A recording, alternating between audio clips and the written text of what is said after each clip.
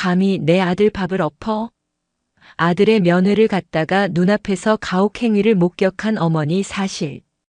그녀의 정체는 군 부대 하나를 통째로 날려버릴 수 있는 국방부의 감찰 공무원이었고 이후 군부대를 개박살내는 참교육 이야기입니다.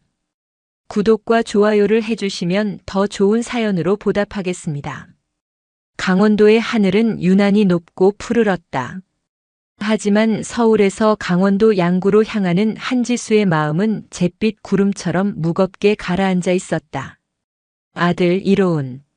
20해 남짓한 짧은 인생의 전부이자 먼저 세상을 떠난 남편 이현준 중령이 남긴 유일한 혈육. 그 아들이 입대한 지 100일이 갓 지난 오늘 그녀는 설명할 수 없는 불안감에 휩싸여 운전대를 잡고 있었다. 어머니 괜찮습니다. 저 정말 잘 지냅니다. 부대 사람들도 다들 좋으시고 밥도 맛있고 훈련도 할 만합니다. 그러니까 굳이 이렇게 먼 곳까지 안 오셔도. 며칠 전 아들과의 짧은 통화에서 느껴졌던 어색한 기운이 지수의 심장을 계속해서 핥히었다. 억지로 쥐어짜 내는 듯한 명랑한 목소리, 안 와도 된다는 말을 유독 반복하던 그 조심스러움. 아들이 그럴 아이가 아니었다. 늘 엄마를 먼저 생각하고 작은 것이라도 나누고 싶어 하던 살가운 아이였다. 그런데 전화기 너머의 목소리는 마치 보이지 않는 누군가의 눈치를 살피는 듯 부자연스러웠다. 무슨 일이 있는 걸까? 내가 너무 예민한 건가? 생각이 꼬리를 물수록 가슴이 답답해졌다. 국방부 감사관실 특별감찰과장. 그 직함이 주는 무게감은 그녀의 삶을 언제나 팽팽한 긴장감 속에 묶어두었다.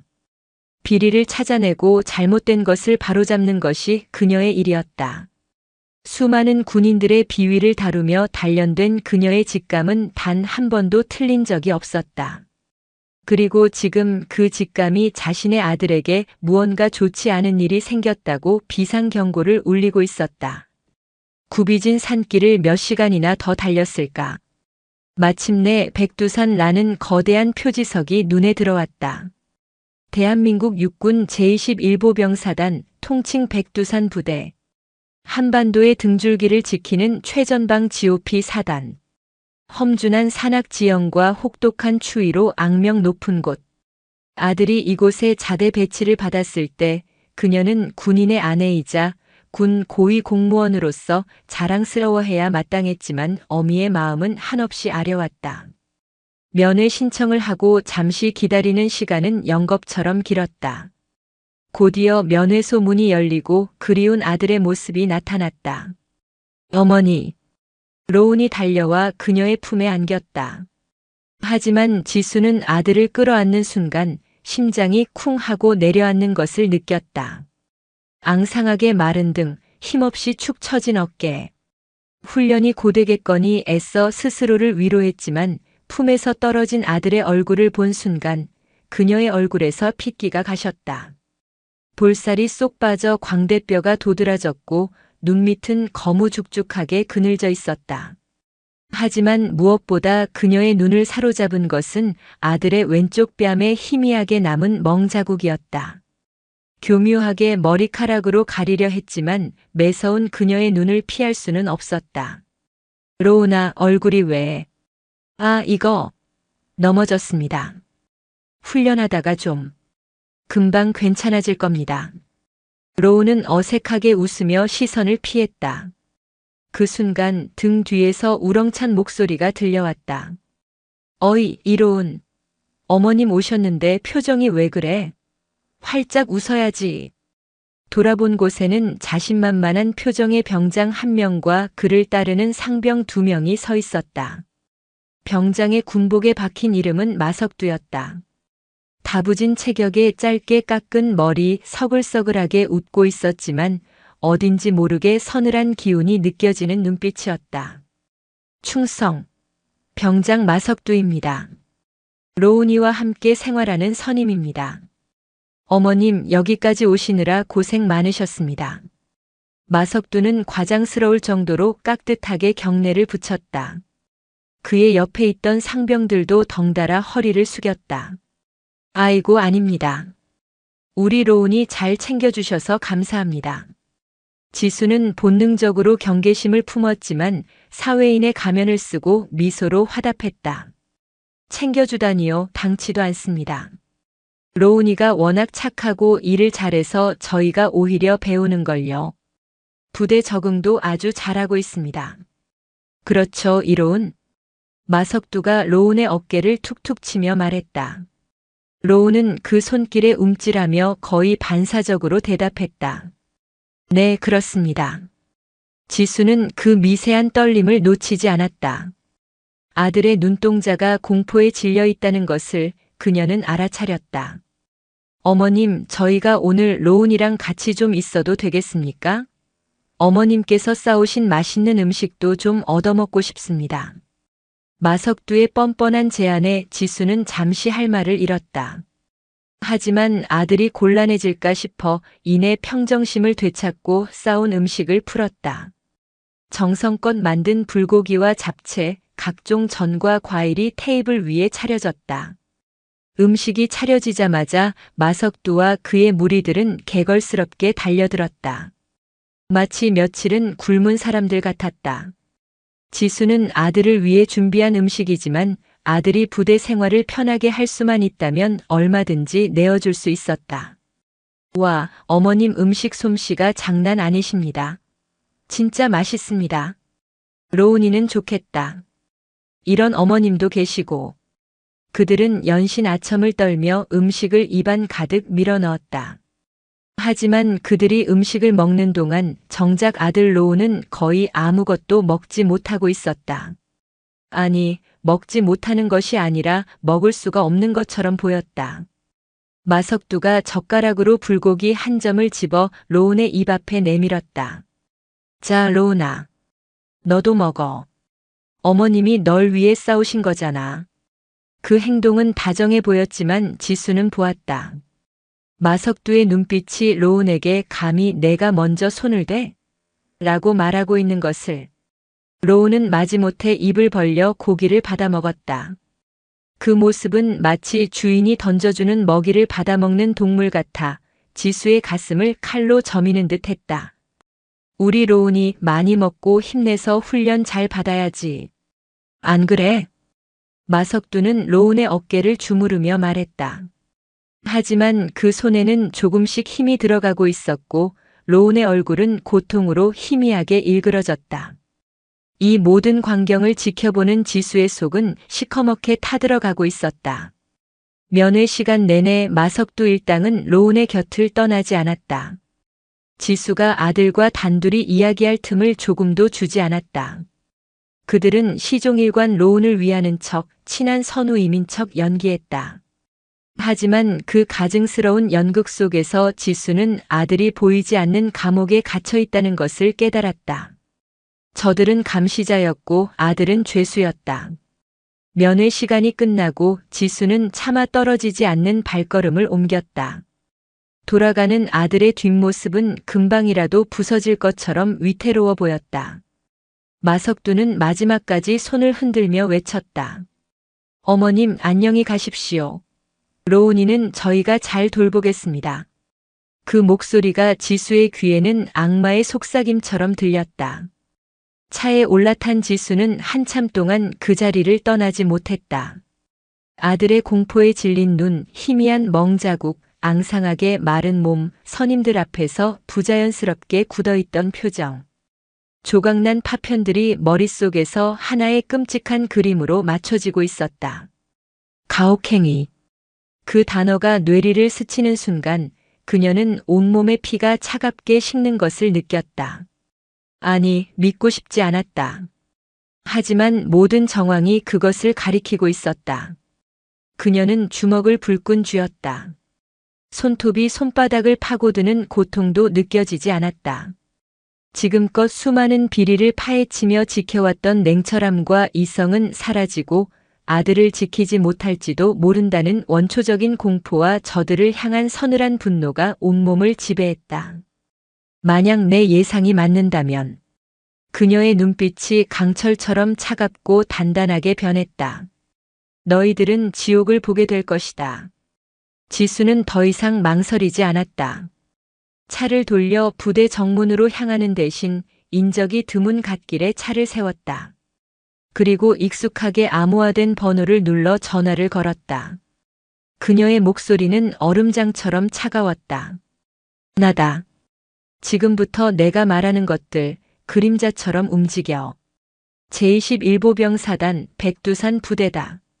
어미의 눈물이 분노의 불길로 타오르기 시작했다. 거대한 폭풍의 서막이었다.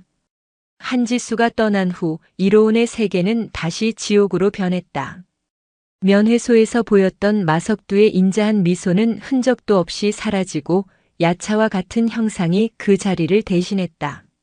생활관으로 돌아오자마자 마석두는 로운의 멱살을 틀어쥐고 뒤편의 창고로 끌고 갔다. 개새끼가 내 엄마는 왜 불러? 여기가 무슨 유치원이야? 마석두의 주먹이 인정사정 없이 로운의 복부를 가격했다.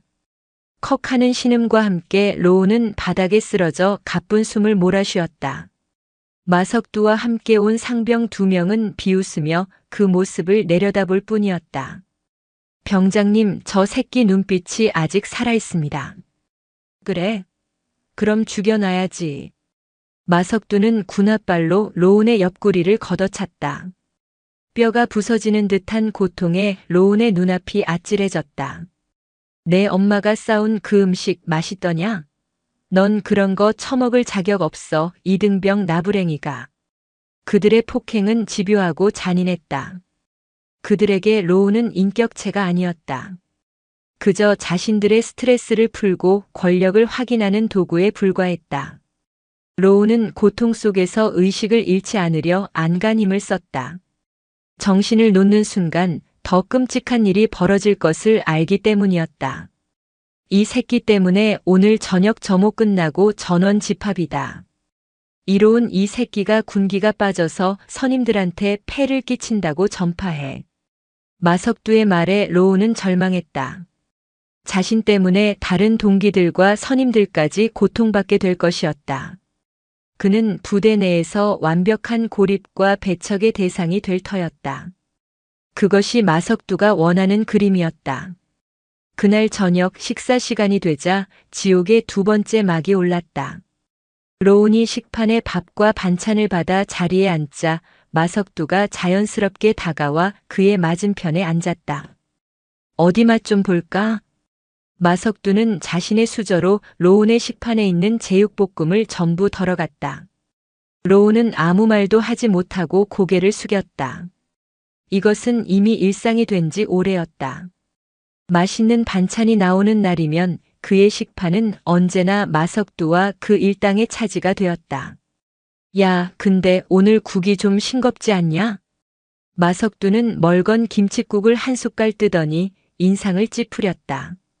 그러고는 아무렇지도 않게 로운의 식판에 그 국물을 퇴하고 뱉었다. 식당 안의 모든 시선이 순식간에 그들에게 쏠렸다가 이내 아무것도 보지 못했다는 듯 황급히 흩어졌다. 침이 섞인 국물이 식판 위로 튀었다. 로운은 온몸에 피가 역류하는 듯한 굴욕감에 입술을 깨물었다. 뭘 봐? 처먹어. 선임이 간 맞춰준 거잖아. 마석두가 나직이 으르렁거렸다. 로운은 떨리는 손으로 수저를 들었다. 눈물이 핑 돌았지만 여기서 거부하면 어떤 결과가 돌아올지 너무나도 잘 알고 있었다. 그는 결국 침이 섞인 밥을 한 숟갈 떠서 입으로 가져갔다. 씹을수록 굴욕감이 목구멍을 틀어막는 것 같았다. 하지만 마석두의 악행은 거기서 끝나지 않았다. 식사를 마친 뒤 그는 로운을 식당 뒤편의 잔반 처리장으로 끌고 갔다. 음식물 쓰레기통에서 나는 역한 냄새가 코를 찔렀다. 내 엄마가 싸온 음식 때문에 오늘 내가 배가 너무 부르다. 소화가 안 돼. 근데 이 음식물 쓰레기들을 보니까 갑자기 식욕이 도네. 마석두는 미친 사람처럼 웃으며 음식물 쓰레기통을 뒤적였다. 그러더니 웬 고깃덩어리 하나를 집어들어 로운의 얼굴에 들이밀었다. 자, 특식이다. 이등병은 이런 거 먹으면서 커야 똥오줌을 가리지. 먹어. 못하겠습니다. 로운은 처음으로 반항했다. 인간으로서의 마지막 존엄성이었다. 그 말을 듣는 순간 마석두의 얼굴에서 웃음기가 싹 사라졌다. 뭐라고? 이 개새끼가 돌았나? 마석두는 로운의 머리채를 잡아 그대로 음식물 쓰레기통에 처박았다. 시큼하고 역겨운 음식물 찌꺼기가 로운의 입과 코로 밀려 들어왔다. 숨을 쉴 수 없었다. 살기 위해 발버둥 치자 그들은 더욱 악랄하게 그를 짓눌렀다. 얼마나 지났을까? 로운이 거의 의식을 잃어갈 때쯤 마석두는 그의 머리채를 잡고 끌어냈다. 로운은 바닥에 쓰러져 개처럼 캑캑거리며 토악질을 했다. 그의 온몸은 음식물 쓰레기로 뒤범벅이 되어 있었다. 이제 좀 정신이 드냐? 앞으로 내가 하라는 건 뭐든지 해. 알았어? 로운은 대답할 힘도 없었다. 그저 희미해져가는 의식 속에서 엄마의 얼굴과 먼저 세상을 떠난 아빠의 얼굴을 떠올렸다.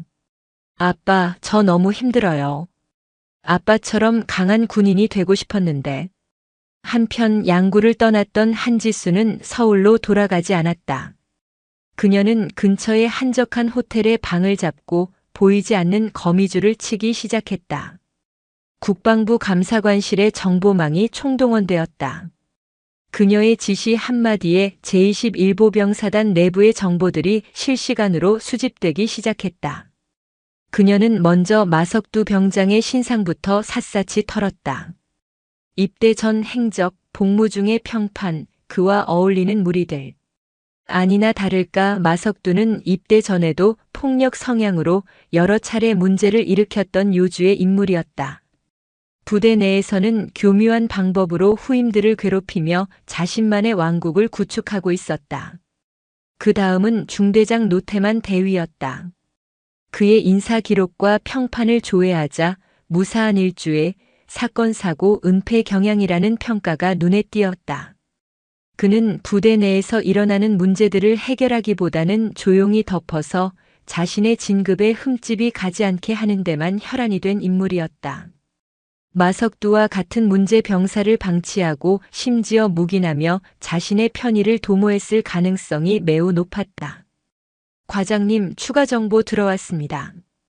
지난달 이로운 이병과 같은 생활관 소속이었던 박일병이 심각한 불안 증세를 보여 국군 수도병원으로 후송된 기록이 있습니다. 당시 부대 보고는 개인적인 심약함으로 인한 부적응이었습니다. 전화기 너머로 들려오는 부하 직원의 보고에 지수의 눈빛이 얼어붙었다. 퍼즐의 마지막 조각이 맞춰지는 순간이었다. 박일병 역시 마석두 일당의 피해자였을 것이다. 그리고 부대는 그 사실을 은폐했다. 로운은 그 희생양의 뒤를 이은 것이었다. 그날 밤 지수는 잠을 이룰 수 없었다. 아들이 겪었을 고통을 상상하자 심장이 갈갈이 찢기는 것 같았다. 당장이라도 부대로 쳐들어가 모든 것을 뒤집어 엎고 싶었지만 그녀는 참았다. 이 문제는 단순히 마석두라는 잡초 하나를 뽑는다고 해결될 일이 아니었다. 잡초가 자라도록 방치하고 심지어 양분을 준 썩어 빠진 땅, 즉 부대의 지휘 체계와 은폐 시스템 전체를 갈아엎어야 했다. 그러기 위해서는 감정적인 분노가 아니라 누구도 반박할 수 없는 완벽한 증거와 명분이 필요했다. 다음 날 새벽 그녀는 결심을 굳혔다. 그리고 로운에게서 짧은 전화가 걸려온 것은 바로 그때였다. 공중전화였다. 어머니. 아들의 목소리는 물에 잠긴 듯 미세하게 떨리고 있었다. 로운아, 괜찮아? 무슨 일이야? 죄송해요. 제가 아빠처럼 강하지 못해서 죄송해요. 더 이상의 말은 없었다. 전화는 그대로 끊겼다. 하지만 그 짧은 한마디에 담긴 절망과 고통의 무게가 지수의 심장을 관통했다. 아들이 지금 무너져 내리고 있었다. 더 이상 기다릴 시간이 없었다. 지수는 즉시 옷을 갈아입었다. 평소 입던 정장 대신 국방부 감사관실의 권위를 상징하는 제복을 꺼내 입었다. 어깨에 달린 계급장과 가슴에 달린 휘장이 아침 햇살에 서늘하게 빛났다. 거울에 비친 그녀의 모습은 더 이상 따뜻한 어머니가 아니었다. 법과 원칙에 따라 부정을 심판하는 냉혹한 감찰과장 한지수, 그녀 본연의 모습이었다.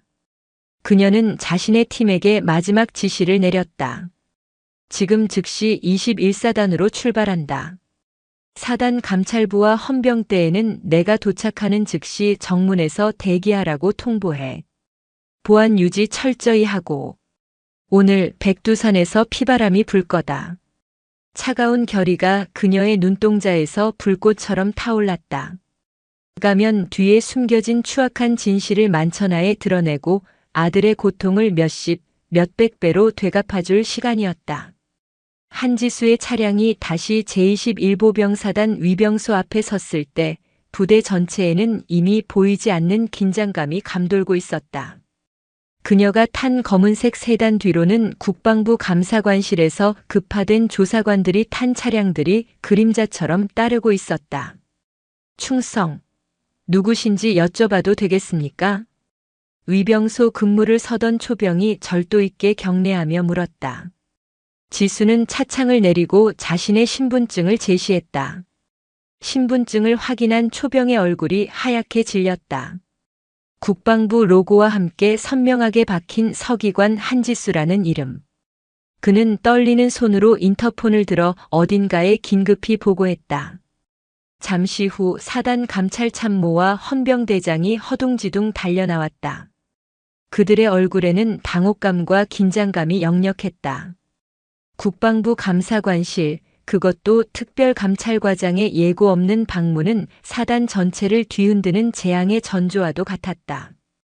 충성, 감찰참모 중령. 됐습니다.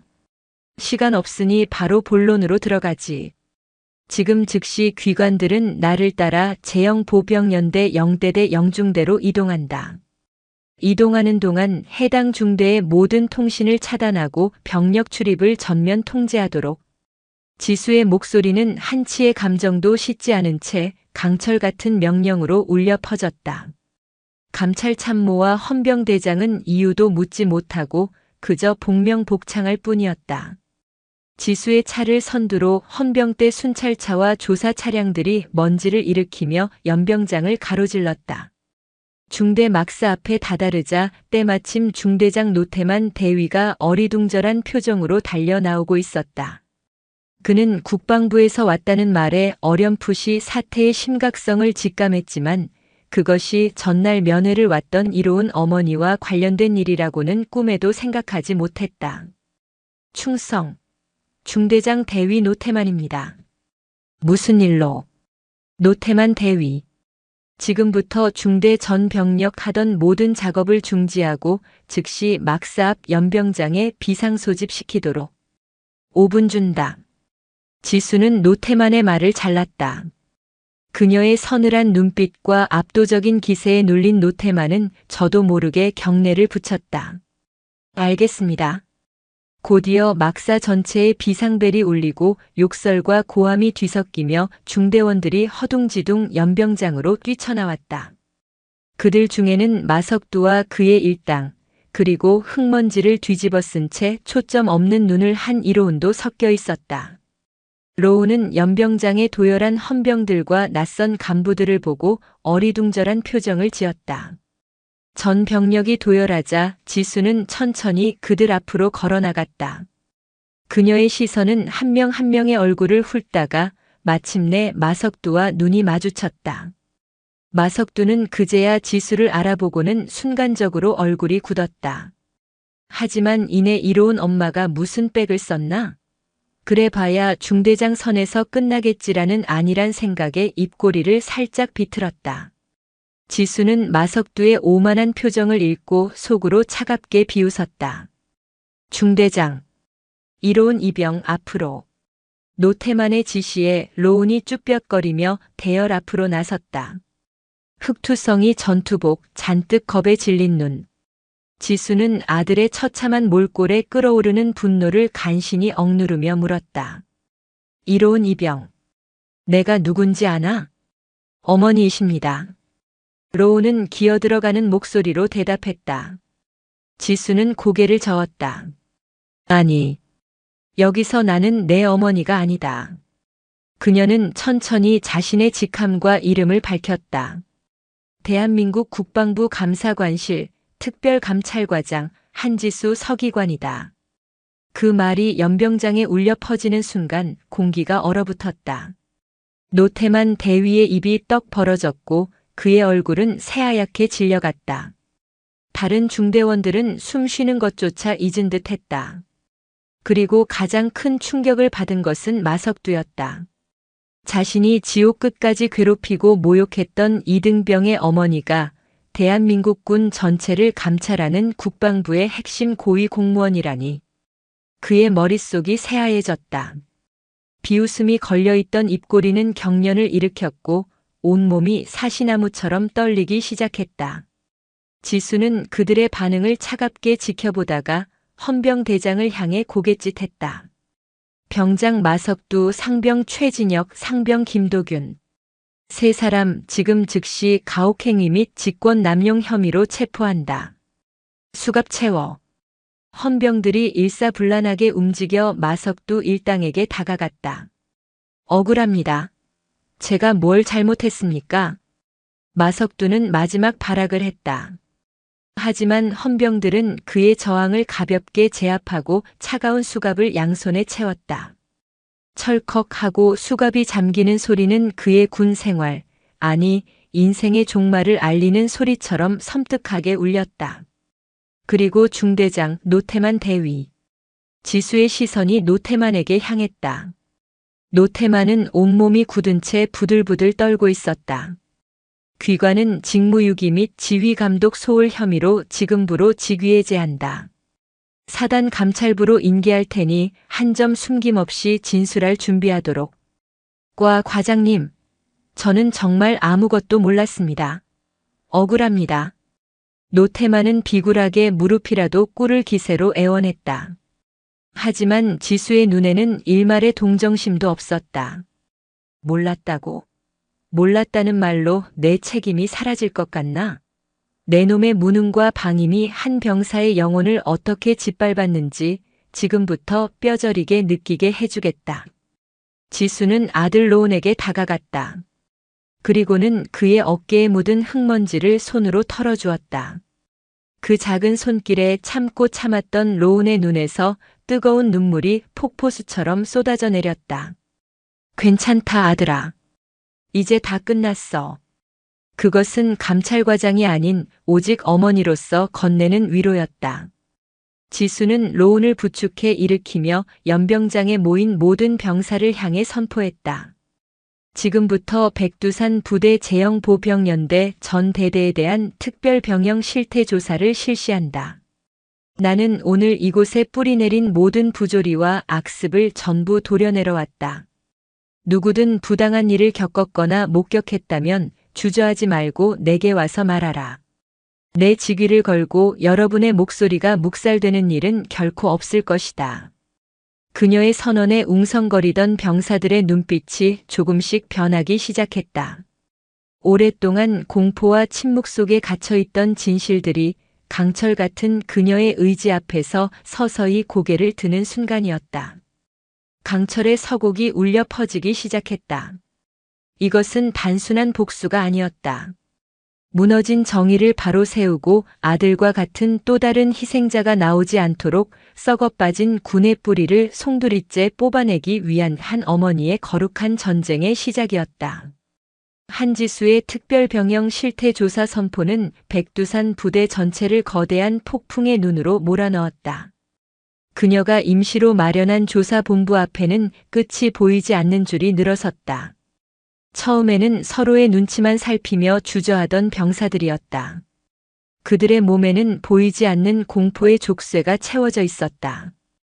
과연 저 여성 고위 공무원 한 명이 이 부대에 수십 년간 뿌리내린 악습과 폭력의 사슬을 끊어낼 수 있을까 하는 의심과 만약 실패했을 경우 돌아올 끔찍한 보복에 대한 두려움이 그들의 발목을 잡았다.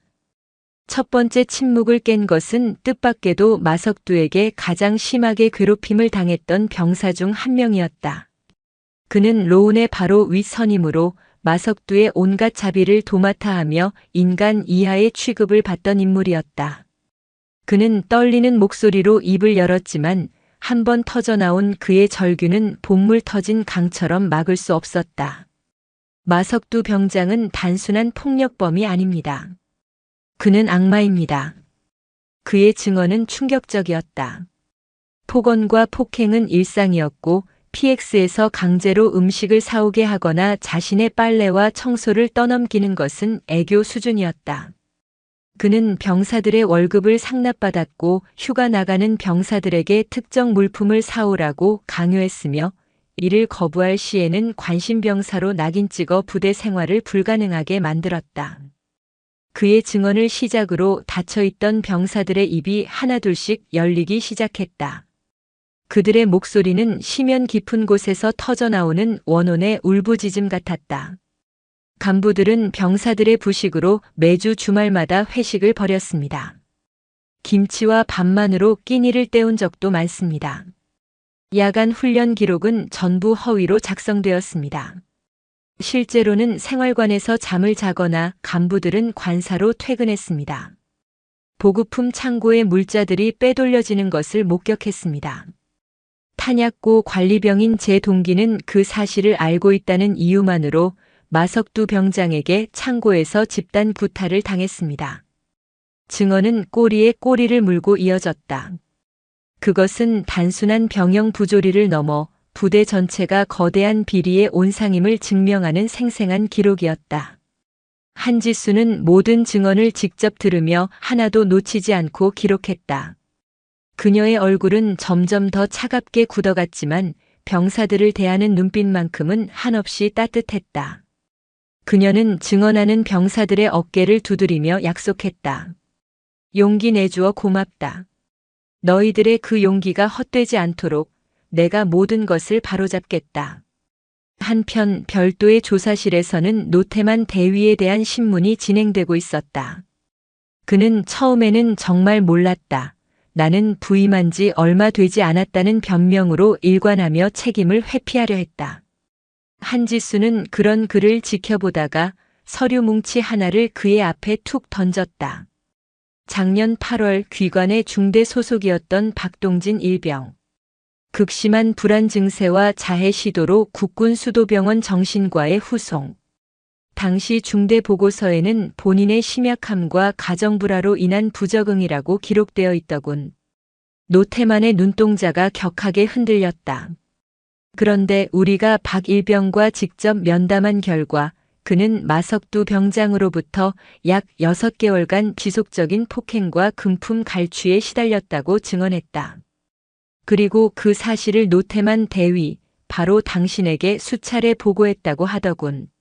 면담 요청서까지 제출했지만 당신은 단 한 번도 그를 만나주지 않았고 오히려 선임과 잘 지내는 것도 군 생활의 일부라며 묵살했다고. 한지수의 목소리는 얼음 송곳처럼 날카롭게 노태만의 심장을 파고들었다. 이게 당신이 말하는 몰랐다는 것의 실체인가? 당신은 몰랐던 게 아니야.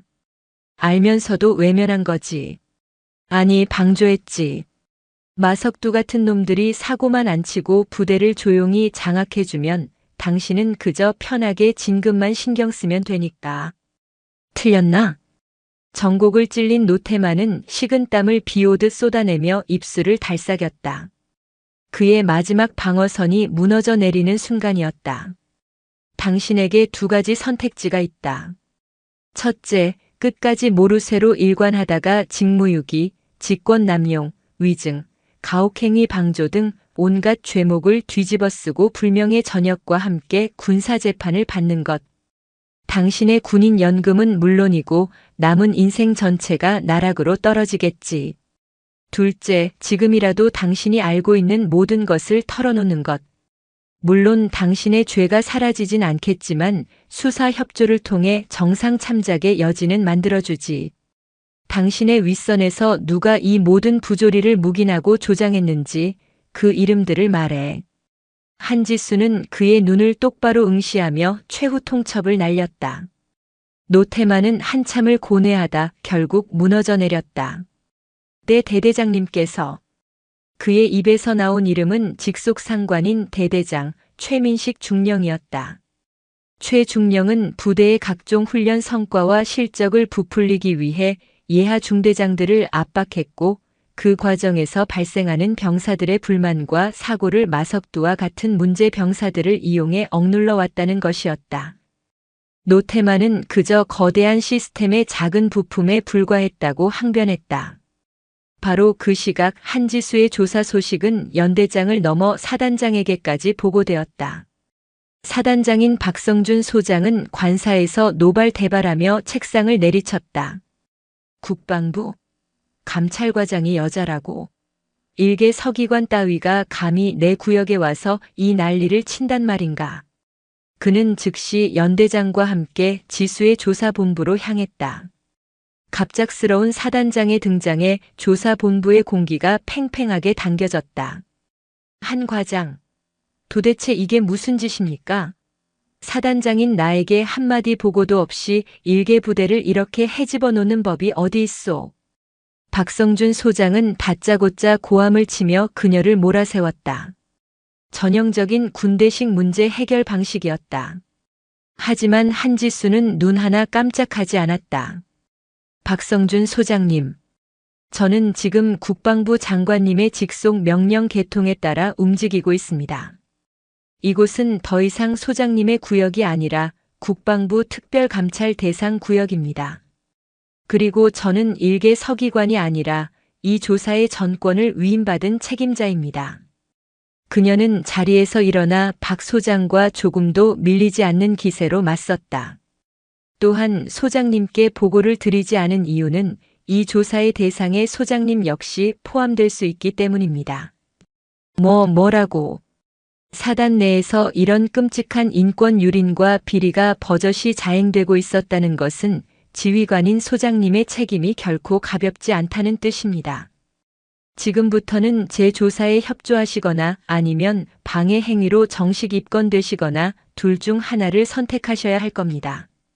한지수의 단호한 선언에 박성준 소장은 말문이 막혔다.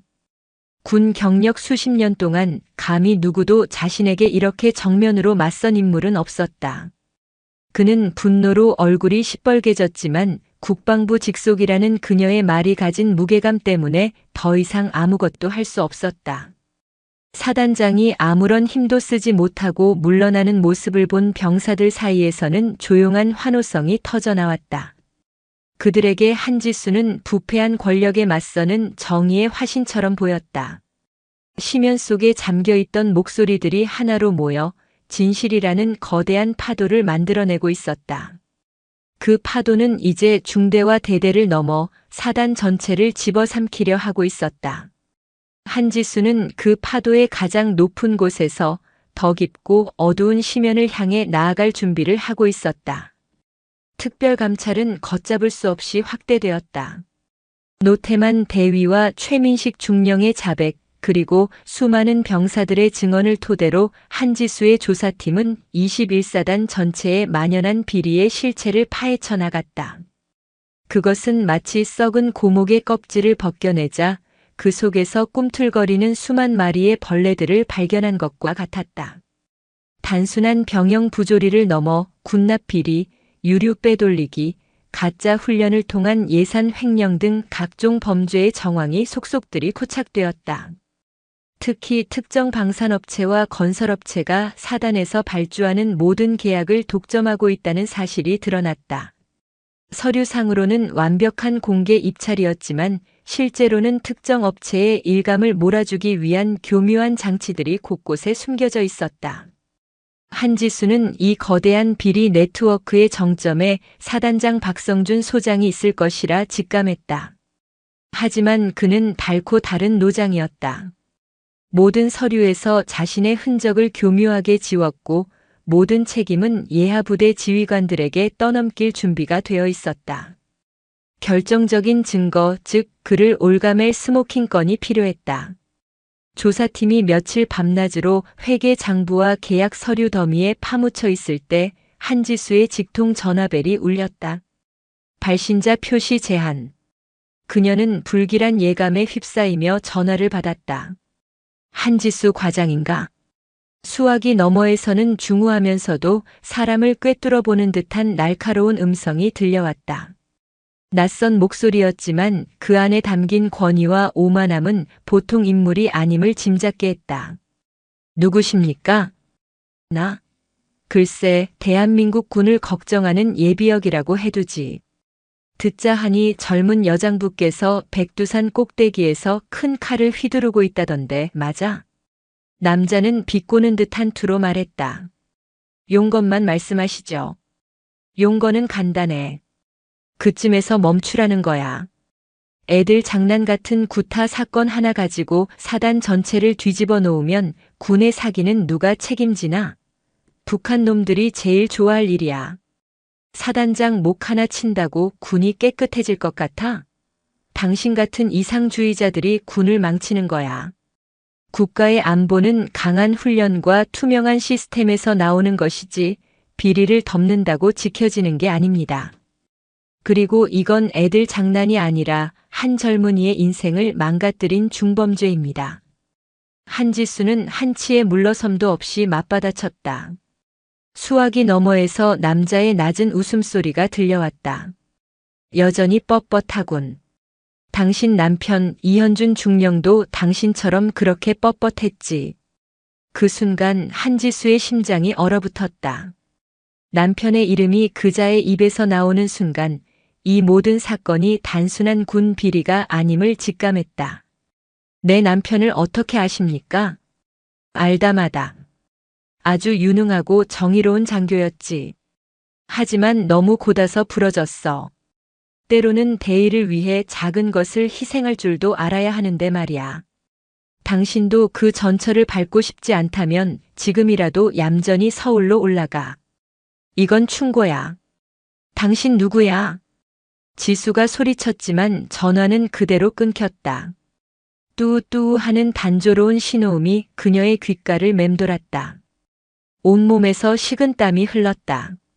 남자의 목소리는 거대한 배후, 이 모든 비리의 꼭대기에 존재하는 보이지 않는 손의 존재를 암시하고 있었다. 그리고 그 손이 남편의 죽음과도 관련되어 있을지 모른다는 끔찍한 의심이 그녀의 뇌리를 잠식했다. 그녀는 떨리는 손으로 남편의 군 복무 기록을 다시 열람했다. 남편 이현준 중령은 10여 년 전 전술훈련 중 불의의 사고로 순직했다. 당시 군의 조사는 단순 장비 결함으로 인한 안전사고로 종결되었다. 하지만 그녀는 늘 의심을 품고 있었다. 남편은 군내 최고의 장비 전문가 중 한 명이었기 때문이다. 그녀는 남편의 마지막 보직과 당시 지휘관 라인을 샅샅이 훑었다. 그리고 마침내 하나의 이름을 발견했다. 당시 남편의 직속 상관이었던 여단장. 현재 대한민국 육군 제2군단을 지휘하는 군단장이자 군 내 막강한 실세로 불리는 인물. 소장 천무진. 순간 퍼즐 조각들이 섬광처럼 맞춰졌다. 군 내부의 사조직, 뿌리 깊은 비리 카르텔, 그리고 그 중심에 있는 천무진. 남편은 아마도 그들의 비리를 파헤치려다 희생된 것이리라. 그리고 이제는 아들이 복무하는 부대에서 그 카르텔의 꼬리가 다시 잡힌 것이다. 그날 밤 한지수는 아들 로운을 자신의 숙소로 불렀다. 어느 정도 안정을 되찾은 로운의 얼굴에는 아직 그늘이 남아 있었지만 이전의 공포에 질린 모습은 아니었다. 로운아, 혹시 아빠 유품 중에 낡은 책 한 권 기억나니? 손으로 쓴 글씨가 많았던. 네, 그럼요. 손자병법 말씀이시죠? 아빠가 항상 머리맡에 두고 읽으셨잖아요. 돌아가시기 셔츠 주머니에도 그 책이 있었다고 들었어요. 로운의 말에 지수의 눈이 번뜩였다. 그 책 지금 어디 있지? 아빠 서재, 두 번째 책장 제일 윗칸에 그대로 있어요. 제가 가끔 꺼내보곤 했어요. 아빠 냄새가 나는 것 같아서. 로운의 목소리가 살짝 떨렸다. 지수는 그런 아들을 따뜻하게 안아주었다. 미안하다 아들. 엄마가 너무 일에만 빠져서 너한테 더 신경 썼어야 했는데. 아니에요 어머니. 저는 괜찮아요. 오히려 지금 어머니가 정말 자랑스러워요. 아빠가 하늘에서 보고 계셨다면 분명 어머니를 자랑스러워 하셨을 거예요. 아들의 위로에 지수는 다시 한번 마음을 다잡았다. 이것은 이제 아들을 위한 복수를 넘어 남편의 명예를 되찾고 그가 이루지 못한 정의를 실현하기 위한 싸움이 되었다. 천무진이라는 거대한 산. 그 보이지 않는 손에 맞서기 위해서는 그를 일격에 무너뜨릴 수 있는 결정적인 무기가 필요했다. 그리고 그 무기는 아마도 남편이 마지막 순간까지 품고 있던 낡은 손자병법 책 속에 잠들어 있을 터였다. 그녀는 조사팀에게 21사단의 모든 비리 증거를 정리하여 국방부 장관에게 직보할 준비를 하라고 지시했다. 동시에 그녀 자신은 조용히 양구를 떠나 남편의 흔적이 남아있는 서울의 집으로 향했다. 거대한 전쟁을 앞두고 가장 강력한 무기를 손에 넣기 위해서였다. 서울에 위치한 낡은 아파트. 군인 남편과 함께 수십 년을 보낸 가족의 온기와 추억이 깃든 공간이었다. 하지만 남편이 세상을 떠난 후 한지수에게 집은 그저 잠만 자는 삭막한 공간이 되어버렸다. 특히 남편의 서재는 마치 시간이 멈춘 듯 그가 떠나던 날의 모습 그대로 보존되어 있었다. 그녀는 그곳에 들어가는 것을 애써 피해왔다. 남편의 부재를 너무나도 선명하게 실감하게 되는 공간이었기 때문이다. 하지만 오늘은 달랐다. 그녀는 결연한 표정으로 서재 문을 열었다. 빽빽하게 꽂힌 책들, 책상 위에 놓인 낡은 스탠드, 빛바랜 가족사진. 모든 것이 어제 일처럼 생생했다. 그녀는 아들이 말해준 두 번째 책장, 가장 위 칸으로 시선을 옮겼다. 그곳에 먼지를 살짝 뒤집어 쓴 채 낡은 가죽 표지의 손자병법이 꽂혀 있었다. 책을 꺼내 든 순간 그녀의 손끝으로 남편의 체온이 전해지는 듯 했다. 그녀는 떨리는 손으로 책장을 넘겼다. 책의 여백에는 남편의 필체로 빼곡하게 메모가 적혀 있었다. 군사 전략에 대한 고찰뿐만 아니라 군 조직의 문제점에 대한 날카로운 비판, 그리고 정의로운 군인이 되고자 했던 그의 고뇌가 고스란히 담겨 있었다. 한지수는 남편의 흔적을 따라가듯 한 장 한 장 책장을 넘겼다. 하지만 전화 속 남자가 암시했던 천무진을 무너뜨릴 만한 결정적인 단서는 쉽게 모습을 드러내지 않았다. 마음이 초조해지기 시작할 때쯤 그녀의 손끝에서 무언가 이질적인 감촉이 느껴졌다. 책의 가장 마지막 장, 판권과 저자 소개가 인쇄된 페이지가 다른 종이들보다 미세하게 두꺼웠다. 그녀는 날카로운 커터칼을 가져와 조심스럽게 마지막 장의 가장자리를 잘라냈다. 그러자 종이와 종이 사이에 얇게 숨겨져 있던 작은 공간이 드러났다. 그리고 그 안에는 새끼 손톱보다도 작은 마이크로 SD 카드가 들어 있었다. 심장이 미친 듯이 뛰기 시작했다. 이것이 틀림없었다. 남편이 목숨을 걸고 숨겨놓은 마지막 유산. 그녀는 서둘러 노트북에 SD 카드를 연결했다. 화면에는 단 하나의 오디오 파일이 나타났다. 파일명은 약속. 그녀는 마른 침을 삼키고 파일을 클릭했다. 스피커에서 지지직거리는 잡음과 함께 두 남자의 목소리가 흘러나왔다.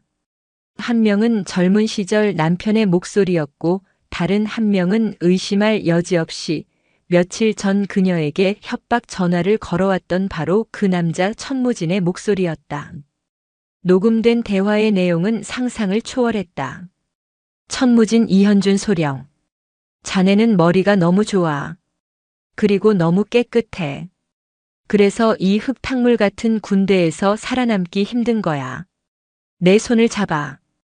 내가 자네에게 날개를 달아주지. 장군? 그거 아무것도 아니야. 우리는 이 군을 나아가 이 나라를 우리가 원하는 방향으로 이끌 수 있어. 이현준, 그것은 군인의 길이 아닙니다, 여단장님. 그것은 국가에 대한 반역입니다. 방산 비리, 인사청탁, 군납업체와의 유착, 여단장님께서 말씀하시는 대의라는 것의 실체가 고작 그런 것입니까? 천무진 대의를 위해서는 돈이 필요하고 힘이 필요한 법이야. 순진한 소리 집어치워. 자네 같은 인재가 썩어가는 것을 보기 안타까워서 주는 마지막 기회다. 우리 북극성의 멤버가 되어 함께 가던가 아니면 여기서 모든 것을 덮고 조용히 살아가. 선택은 자네 몫이야. 북극성. 그것이 천무진이 이끄는 군 내 사조직의 이름이었다. 대화는 계속되었다. 남편은 끝까지 천무진의 제안을 거부하며 그들의 비리를 상부에 보고하겠다고 맞섰다. 이현준, 저는 군인으로서의 명예를 더럽힐 수 없습니다. 여단장님과 북극성의 모든 비리를 정식으로 감찰에 요청하겠습니다. 천무진, 어리석은 놈. 내가 찌를 곳에 있는 사람들도 전부 우리 사람이라는 생각은 안 해봤나? 넌 지금 내 무덤을 파고 있는 거야. 좋아, 기회는 줬다. 오늘 이후로 벌어지는 모든 일은 자네의 그 멍청한 정의감 때문이라는 걸 명심해. 녹음은 천무진의 차가운 경고로 끝났다. 한지수는 온몸에 힘이 빠져나가는 것을 느끼며 의자에 주저앉았다. 눈에서는 뜨거운 눈물이 멈추지 않고 흘러내렸다. 남편의 죽음이 단순한 사고가 아니었음을, 거대한 비리 카르텔에 맞서 싸우다 암살당한 것이었음을 증명하는 명백한 증거였다. 남편은 자신의 죽음을 예감하고 마지막 순간에 이 증거를 아내인 그녀가 언젠가 찾아낼 것이라 믿고 숨겨두었던 것이다. 약속. 파일의 이름은 남편이 그녀에게 남긴 마지막 약속이었다.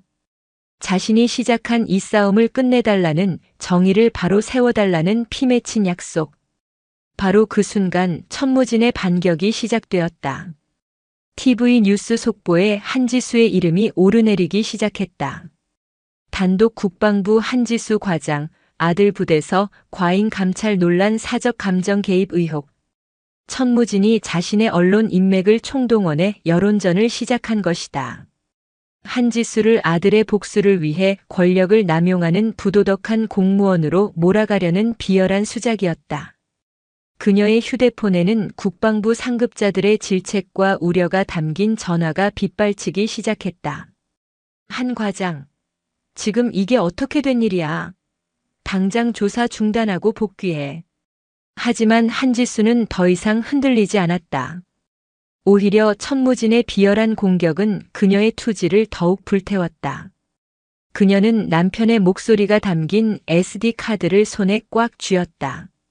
이것은 단순한 증거가 아니었다.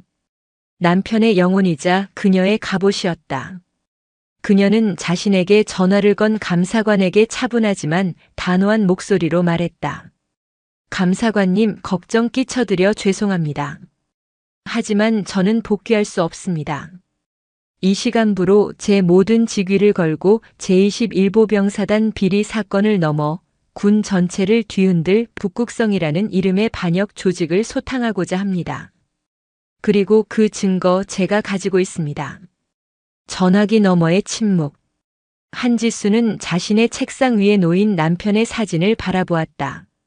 환하게 웃고 있는 사진 속 남편이 마치 잘하고 있어라고 말해주는 것 같았다. 이제 판은 뒤집혔다. 이것은 더 이상 한지수 개인의 싸움이 아니었다. 죽은 남편의 명예와 군의 명운을 건 거대한 전쟁. 그녀는 가장 강력하고도 슬픈 무기를 손에 쥔 채 거하게 심장부를 향해 마지막 돌격을 준비하고 있었다. 한지수가 국방부 청사로 복귀하던 날, 서울의 하늘은 마치 그녀의 마음을 대변하듯 잔뜩 찌푸린 채 금방이라도 폭우를 쏟아낼 기세였다.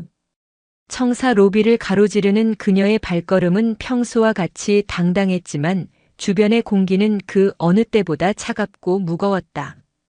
복도에서 마주치는 동료들은 약속이라도 한 듯 그녀의 시선을 피했다. 한때 존경과 경외의 대상이었던 그녀는 언론이 만들어낸 아들의 복수를 위해 군을 뒤흔드는 독선적인 마녀라는 프레임 속에 고립되어 있었다. 그녀의 직속 상관인 감사관 황병철 장군이 집무실에서 그녀를 기다리고 있었다. 황 감사관은 군 내에서 몇 안 되는 강골이자 원칙주의자로 알려진 인물이었지만 이번 사태의 거대한 파장 앞에서는 그 역시 고뇌의 빛이 역력했다. 한 과장. 정말 이 정도일 줄은 몰랐네. 그는 지수가 내민 보고서와 언론 기사들을 번갈아 보며 깊은 한숨을 내쉬었다. 이건 단순히 한 사단의 비리 문제가 아니야. 천무진 군단장이 연루되었다는 건 군 수뇌부 전체를 적으로 돌릴 수도 있다는 뜻이네. 우리가 감당할 수 있는 수준을 넘어섰어. 그의 목소리에는 진심 어린 우려가 담겨 있었다. 한지수는 말없이 고개를 끄덕였다. 그리고는 품속에서 작은 메모리 카드 리더기를 꺼내 그의 책상 위 노트북에 연결했다. 100마디 말보다 한번 직접 들어보시는 것이 나을 것 같습니다. 그녀는 약속이라는 이름의 파일을 재생했다. 집무실 안에는 10년 전 두 군인의 목소리가 시공을 넘어 생생하게 울려 퍼졌다.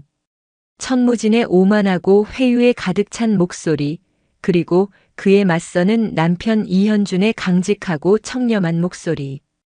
북극성의 실체와 남편의 죽음에 얽힌 진실이 고스란히 드러나는 순간 황병철 감사관의 얼굴은 경악으로 이내 서리빨 같은 분노로 물들어갔다.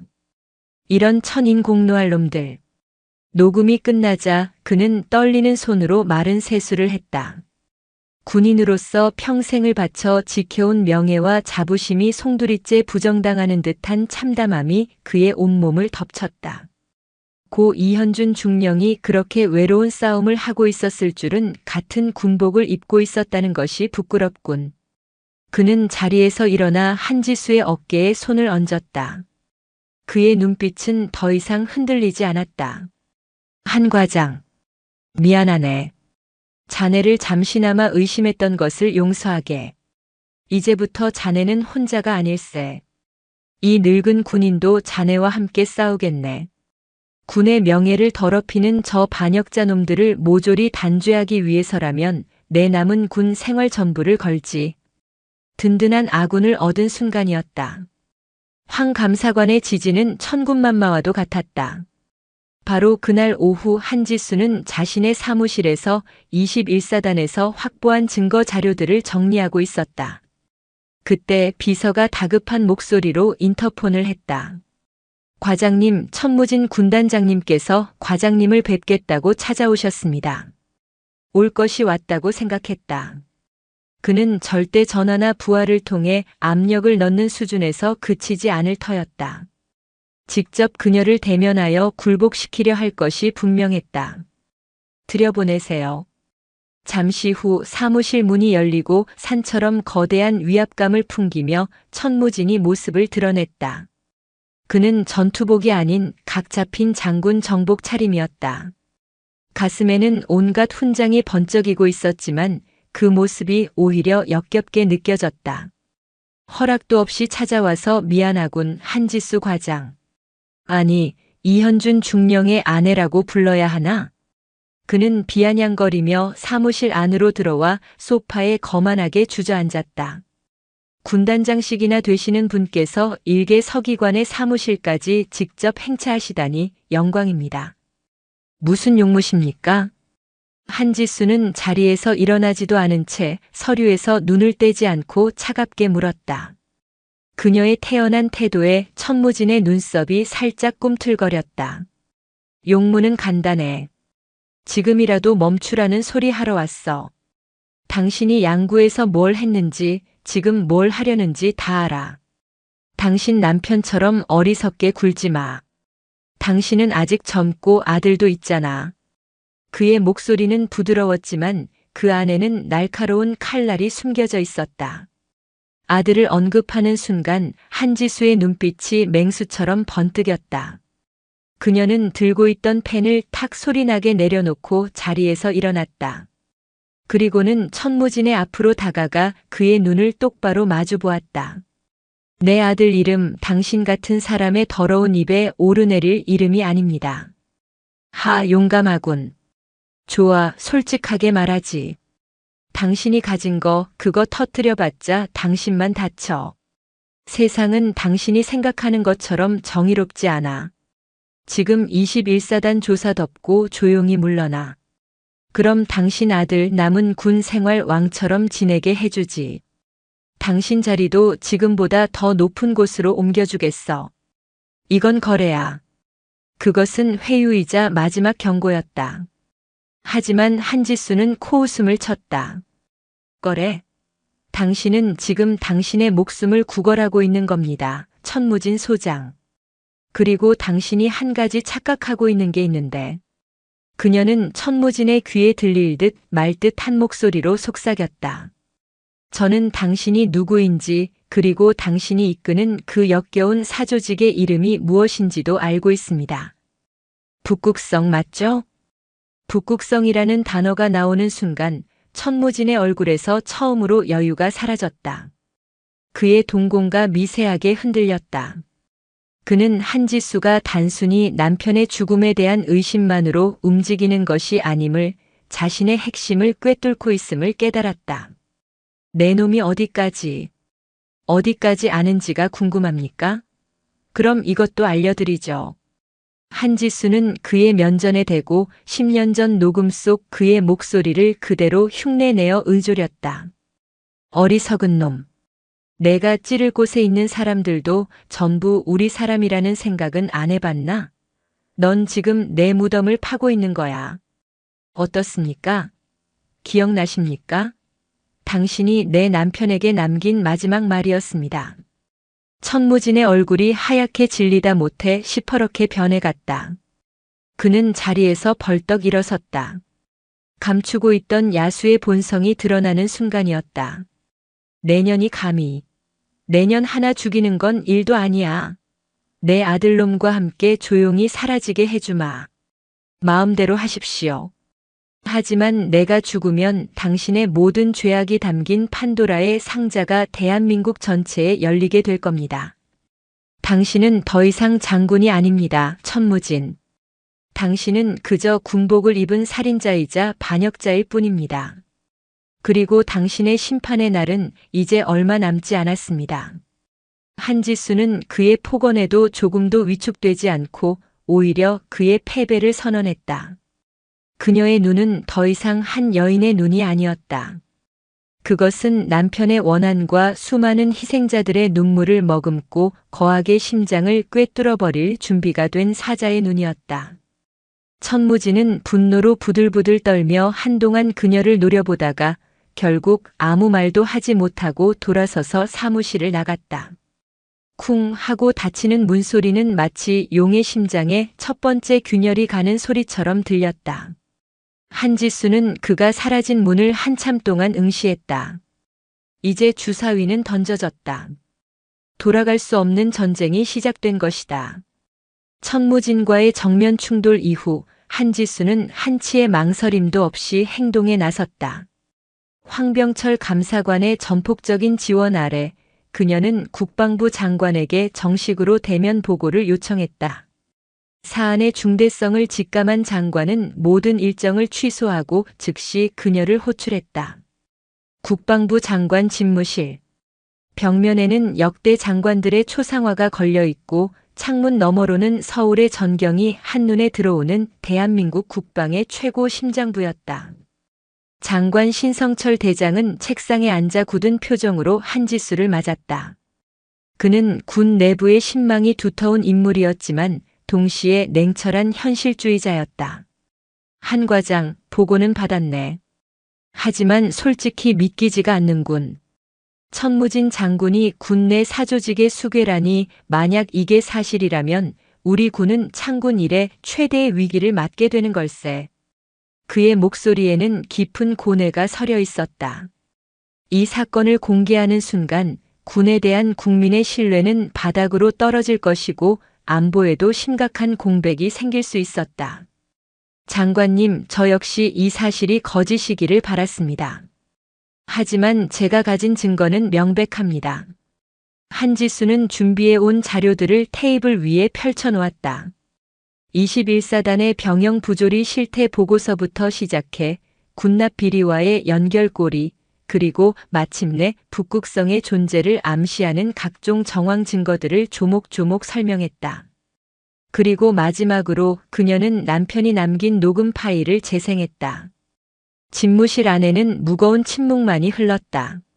녹음이 끝나자 신성철 장관은 한참 동안 눈을 감고 있었다. 그의 어깨가 희미하게 떨리고 있었다. 신뢰했던 부하의 배신 그리고 명예롭게 순직한 줄로만 알았던 한 젊은 장교의 비극적인 진실 앞에서 그는 참담함을 감출 수 없었다. 고 이현준 중령에게 그리고 그의 가족에게 우리 군이 큰 죄를 지었군. 그는 마침내 눈을 뜨고 한지수를 바라보았다. 그의 눈빛은 더 이상 흔들리지 않았다. 비장한 결의가 가득 차 있었다. 썩은 부위는 도려내야지. 고름을 그대로 두면 온몸이 썩어 문드러지는 법. 한 과장, 군의 명예를 바로 세울 수 있는 마지막 기회일지도 모르겠네. 내가 전적으로 힘을 실어주겠네. 필요한 것이 있다면 무엇이든 말하게. 장관의 결단이 내려진 순간 거대한 작전의 막이 올랐다. 천무진과 북극성 일당을 한 번에 소탕해야 합니다. 섣불리 천무진만 체포하려 들면 나머지 조직원들이 증거를 인멸하고 흩어져 군 전체에 더 큰 혼란을 야기할 겁니다. 한지수는 자신이 구상한 계획을 설명했다. 그것은 대담하고도 치밀한 계획이었다. 모레 전군 주요 지휘관 회의를 소집해 주십시오. 안보 관련 긴급 현안 토의를 명분으로 북극성의 핵심 멤버로 추정되는 모든 장성들을 한자리로 모으는 겁니다. 황병철 감사관이 말을 이었다. 회의가 진행되는 동안 저희 특감팀과 군 검찰 합동수사단이 동시에 그들의 집무실과 관사 그리고 관련된 모든 장소에 대한 압수수색을 단행합니다. 통신을 차단하고 외부와의 접촉을 막은 채 완벽한 고립 상태에서 증거를 확보하는 겁니다. 신성철 장관은 고개를 끄덕였다. 위험 부담이 큰 작전이었지만 이것이 유일한 방법이었다. 좋다. 당장 회의를 소집하도록. 보아는 군의 명운이 걸린 문제이니만큼 이 작전은 이방을 나서는 순간부터 우리 세 사람 외에는 그 누구도 알아서는 안 되네. 작전명은 북극성 사냥으로 정해졌다. 대한민국 군의 운명을 건 거대한 폭풍이 조용히 준비되고 있었다. 작전 개시까지 남은 시간은 48시간. 한지수는 잠시 짬을 내어 아들 로운에게 전화를 걸었다. 로운은 현재 국군 수도병원에서 심리치료와 함께 안정을 취하고 있었다. 아들 괜찮아? 네, 어머니. 여긴 편하고 좋아요. 다들 잘해주세요. 어머니는요? 괜찮으세요? 뉴스에서. 로운은 걱정스러운 목소리로 물었다. 언론의 악의적인 보도를 본 모양이었다. 엄마는 괜찮아. 원래 세상은 시끄러운 법이란다. 로운아, 아빠가 늘 자랑스럽다고 생각했지? 네, 물론이죠. 아빠는 제 영웅인걸요. 그래, 내 아빠는 정말 영웅이었어. 아주 외롭고 힘든 싸움을 혼자서 하셨지. 그리고 이제 엄마가 그 싸움을 끝내려고 해. 아빠가 왜 그렇게 자랑스러운 군인이었는지 온 세상이 알게 될 거야. 그러니까 너도 아빠 아들답게 꿋꿋하고 씩씩하게 이겨내야 해. 알았지? 그녀는 작전에 대한 내용은 말하지 않았지만 아들은 어머니의 목소리에 담긴 비장함을 느낄 수 있었다. 네, 어머니. 저도 아빠와 어머니의 아들이니까요. 꼭 그렇게 할게요. 사랑해요, 어머니. 엄마도 사랑한다, 아들. 전화를 끄는 한지수는 창밖을 바라보았다. 어둠이 내린 도시의 불빛들이 별처럼 반짝이고 있었다. 그녀는 남편의 명예, 아들의 미래, 그리고 이 나라 군의 정의를 위해 자신의 모든 것을 걸 준비가 되어 있었다. 마침내 운명의 날이 밝았다. 국방부 청사에는 이른 아침부터 검은색 성판을 단 차량들이 속속 도착하기 시작했다. 대한민국의 별들이 한자리로 모여들고 있었다. 그 행렬 속에는 아무것도 모른 채 여전히 오만한 표정으로 차에서 내리는 천무진의 모습도 보였다. 그는 자신이 심판의 제단으로 스스로 걸어 들어가고 있다는 사실을 전혀 알지 못했다. 청사 상공에는 먹구름이 낮게 깔려 있었다. 거대한 폭풍이 모든 것을 집어삼키기 직전의 고요함. 폭풍 전야였다. 국방부 대회의실. 거대한 타원형 테이블을 중심으로 대한민국 육해공군의 최고 지휘관들이 자리를 잡고 앉았다. 벽면에는 위국 헌신 군인본분이라는 거대한 한자 현판이 그들을 엄숙하게 내려다보고 있었다. 회의 시작 전의 소란스러움 속에서도 유독 한쪽에서는 굳건한 결속력이 느껴졌다. 천무진을 중심으로 모인 몇몇 장성들은 서로 눈빛을 교환하며 여유로운 미소를 띠고 있었다.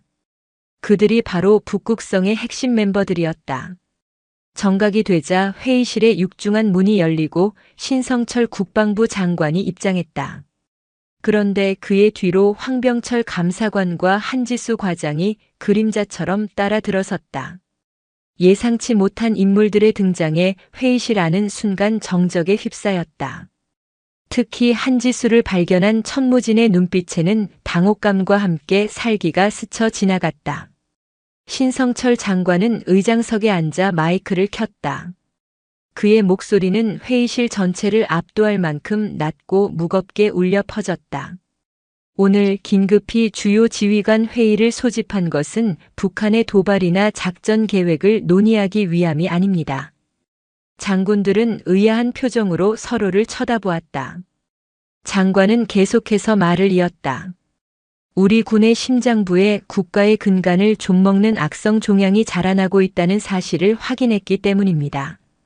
오늘 이 자리에서 그 종양을 모두의 앞에서 도려내고자 합니다. 회의실의 공기가 얼어붙었다. 북극성 멤버들의 얼굴이 미세하게 굳어지기 시작했다. 황병철 감사관, 한지수 과장. 앞으로 나오시오. 장관의 명령에 두 사람이 연단 앞으로 나섰다. 모든 시선이 한지수에게로 쏠렸다. 그녀는 대한민국의 별들 앞에서 조금의 위축됨도 없이 허리를 꼿꼿이 세웠다. 국방부 감사관실 특별감찰과장 한지수입니다. 지금부터 지난 수 주간에 걸쳐 진행된 특별감찰 결과를 보고 드리겠습니다.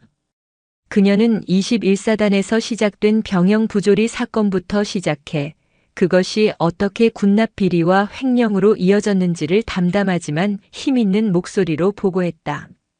증거 자료들이 스크린에 하나씩 떠오를 때마다 장군들의 낯빛은 어두워졌다. 그리고 마침내 그녀는 결론을 향해 다가갔다. 이 모든 비리의 배후에는 군 내부의 불법 사조직이 존재하고 있었습니다. 그들은 수십 년에 걸쳐 서로를 밀어주고 끌어주며 군의 주요 보직을 독점하고 국가의 예산을 사유화하며 자신들의 이익에 반하는 모든 이들을 숙청해 왔습니다. 그녀는 잠시 말을 멈추고 회의실에 앉아있는 모두의 눈을 하나하나 마주쳤다. 그리고는 천무진을 똑바로 응시하며 말했다. 그 반역 조직의 이름은 북극성입니다. 북극성이라는 이름이 그녀의 입에서 나오는 순간 천무진은 자리에서 벌떡 일어섰다. 당장 그 입 닥치지 못해. 어디서 날조된 정보로 군의 명예를 실추시키려는 수작인가. 저 여자는 사적인 감정으로 군 전체를 모함하고 있는 것입니다, 장관님. 그의 고함에 동조하듯 북극성 멤버 몇몇이 덩달아 목소리를 높였다. 회의실은 순식간에 아수라장이 되었다. 하지만 한지수는 조금도 동요하지 않았다. 오히려 그녀는 나직이 그러나 회의실의 모든 소음을 잠재울 만큼 단호하게 말했다. 증거가 있습니다. 그 한마디에 모든 소음이 멎었다. 10년 전 당신들의 추악한 실체를 고발하려다 희생된 한 의로운 군인이 남긴 목소리가 있습니다. 그녀는 품에서 작은 녹음기를 꺼내 들었다. 그리고 재생 버튼을 눌렀다. 회의실 전체에 10년 전 천무진과 이현준 중령의 목소리가 울려 퍼지기 시작했다. 북극성의 실체와 비리, 그리고 남편을 회유하고 협박하는 천무진의 목소리, 그에 맞서는 남편의 올곧은 목소리까지. 모든 것이 명백하게 드러나는 순간 천무진의 얼굴은 생기를 잃고 잿빛으로 변했다. 그의 동공은 풀려 있었고 입술은 파르르 떨리고 있었다. 그가 평생 쌓아 올린 철옹성 같던 위신과 권위가 한순간에 무너져 내리는 순간이었다. 녹음이 끝나자 회의실은 죽음과 같은 침묵에 휩싸였다. 그 침묵을 깬 것은 신성철 장관의 천둥 같은 목소리였다. 소장 천무진. 그리고 여기 있는 북극성 단원들. 경들은 더 이상 대한민국 국군의 장군이 아니다. 국가에 대한 반역이자 군에 대한 기만이며 전우에 대한 배신이다. 경들은 군복을 입을 자격조차 없는 범죄자일 뿐이다. 장관이 손짓하자 굳게 닫혀있던 회의실의 모든 문이 동시에 열렸다. 그리고 완전 무장한 군 검찰 수사관들과 헌병들이 쏟아져 들어왔다. 수석 군 검사가 앞으로 나서며 차갑게 외쳤다. 천무진 귀관을 내란 예비 음모 군사기밀보호법 위반, 직권남용, 횡령 및 살인 교사 혐의로 긴급 체포한다. 헌병들이 천무진에게 다가가 그의 어깨를 짓눌렀다. 이거나. 날 건드릴 수 있는 놈은 아무도 없어. 이건 모함이야. 그는 마지막 발악을 했지만 그의 양팔에는 차가운 수갑이 채워졌다. 번쩍이던 어깨의 계급장과 가슴의 훈장들이 수갑의 금속음 앞에서 초라하게 빛을 잃었다. 그의 동료였던 북극성 멤버들 역시 하나둘씩 이름이 불리며 무력하게 체포되었다. 대한민국 군의 심장부에서 창군 이래 최대의 숙청이 이루어지는 역사적인 순간이었다. 끌려나가던 천무진은 마지막으로 한지수와 눈이 마주쳤다. 그의 눈에는 증오와 저주가 가득 담겨 있었다. 한지수. 내년. 내가 죽어서라도. 하지만 그의 악담은 헌병의 손에 입이 막히며 더 이상 이어지지 못했다. 모든 것이 끝난 회의실. 텅 비어버린 자리들을 보며 한지수는 조용히 눈을 감았다. 길고 길었던 싸움이 끝났다는 안도감, 그리고 남편의 한을 풀어주었다는 슬픔이 뒤섞여 뜨거운 눈물이 뺨을 타고 흘러내렸다. 그것은 더 이상 나약한 어미의 눈물이 아니었다. 거악을 심판하고 무너진 정의를 바로 세운 강철 같은 사자의 눈물이었다. 심판의 날은 그렇게 막을 내렸다. 심판의 날 이후 대한민국 국군은 건군 이래 가장 혹독하고 거대한 수술대에 올랐다. 천무진과 북극성 핵심 멤버들의 긴급 체포는 시작에 불과했다. 한지수가 남편의 유품에서 찾아낸 녹취록과 21사단에서 확보한 방대한 증거 자료들은 군 전체에 거미줄처럼 퍼져 있던 비리 카르텔의 실체를 남김없이 드러내는 지도와도 같았다. 신성철 국방부 장관은 이 사태를 단순한 비리 사건으로 축소 은폐하려는 모든 내외부의 압력을 단호히 거부했다. 그는 오히려 이번 기회를 썩을 대로 썩은 환부를 완전히 도려낼 마지막 기회로 삼았다. 장관 직속으로 대한민국 국군혁신위원회가 출범했고 그 위원장의 자리에는 모두의 예상을 깨고 현역 장성이 아닌 국방부 서기관 한지수가 임명되었다. 이는 파격적인 인사였지만 군의 수치스러운 민낯을 자신의 모든 것을 걸고 파헤친 그녀의 공로와 상징성을 생각하면 그 누구도 이 일을 제기할 수 없었다. 한지수는 이제 더 이상 외로운 감찰관이 아니었다. 그녀의 지휘 아래 군, 검찰과 헌병, 그리고 감사관실의 최고 정예 인력들이 모여들었다. 그녀의 이름은 부패한 군인들에게는 공포의 대상이자 저승사자의 동의어가 되었고 양심적인 군인들과 억압받던 병사들에게는 정의의 구현이자 새로운 희망의 상징으로 떠올랐다. 수사는 일사천리로 진행되었다. 북극성의 하부 조직원들이 줄줄이 체포되었고 그들과 유착 관계에 있던 방산업체 대표들과 정치권 인사들까지 법의 심판을 받게 되었다. 21사단은 사단장 이하 주요 지휘관들이 전부 교체되고 부대 자체가 재편성되는 수준의 쇄신을 겪었다. 이로운을 지옥으로 몰아넣었던 마석두 1당과 그들을 방조했던 노태만은 군사재판에서 각각 수십 년의 중형과 불명예 전역이라는 비참한 최후를 맞았다. 숙청의 칼바람이 몰아치는 동안 한지수는 또 다른 중요한 싸움을 시작했다. 바로 남편 고 이현준 중령의 명예를 회복하는 일이었다. 군은 공식적으로 그의 순직 사건에 대한 재조사에 착수했다. 천무진의 녹취록은 결정적인 증거가 되었다. 추가 조사를 통해 당시 훈련에 사용된 장비가 북극성과 연계된 부실 업체로부터 납품되었으며 천무진이 의도적으로 결함이 있는 장비를 이현준이 탑승할 헬기에 배치하도록 지시했다는 추악한 진실이 만천하에 드러났다. 그것은 단순한 사고가 아닌 조직적인 비리를 덮기 위한 계획된 암살이었다. 몇 달 후 국방부 대연병장에서는 이례적인 추서식이 열렸다. 하늘은 비할 데 없이 맑고 푸르렀다. 단상에는 신성철 장관과 군 수뇌부 그리고 한지수와 아들 이로운이 나란히 서 있었다. 로운은 몸과 마음의 상처를 회복하고 이제는 이전보다 훨씬 더 늠름하고 강인한 모습의 군인이 되어 있었다. 고 이현준 중령을 중령에서 대령으로 1계급 특진 추서한다. 장관의 엄숙한 선포와 함께 의장대가 고 이현준 대령의 영정을 들고 단상으로 올라왔다. 대한민국 정부는 자신의 목숨을 바쳐 군의 명예를 지키고 국가에 대한 무한한 헌신을 보여준 고 이현준 대령의 숭고한 희생을 기련 보국 훈장 통일장을 추서합니다. 신성철 장관은 하얀 장갑을 낀 손으로 대한민국 최고의 무공훈장 중 하나인 보국 훈장 통일장을 공손히 받들어 아버지의 영정 앞에 선 아들 이로운의 가슴에 직접 달아주었다. 빛나는 훈장이 로운의 군복 위에서 햇살을 받아 찬란하게 빛났다. 그 순간 로운의 눈에서 뜨거운 눈물이 흘러내렸다. 그것은 슬픔의 눈물만이 아니었다. 아버지에 대한 그리움과 마침내 되찾은 명예에 대한 자부심, 그리고 이 모든 것을 가능하게 한 어머니에 대한 감사함이 뒤섞인 감격의 눈물이었다. 한지수는 그런 아들의 어깨를 조용히 감싸 안았다. 그녀 역시 눈물을 흘리고 있었지만 입가에는 옅은 미소가 걸려 있었다. 여보, 보고 있나요? 당신의 싸움은 끝나지 않았어요.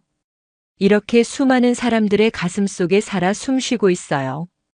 당신이 그토록 지키고 싶어 했던 이 군복의 명예, 이제 우리가 함께 지켜나갈게요. 그녀는 마음속으로 남편에게 길고 길었던 답장을 보냈다. 시간이 흘러 겨울이 찾아왔다.